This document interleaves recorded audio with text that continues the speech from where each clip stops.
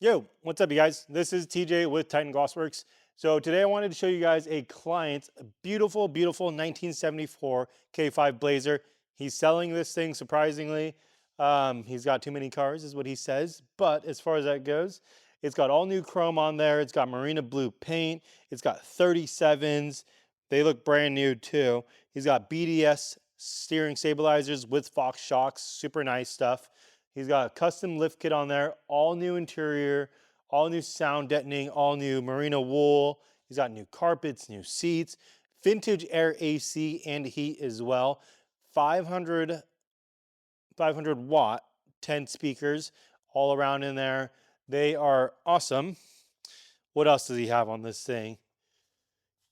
I said chrome already. It looks like he's got new rubber seals on here as well.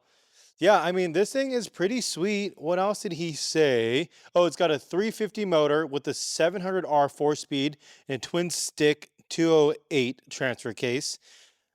Yeah, all new custom dashes. You'll see that in the video here when I show you that, with full electronic gauges and tach as well.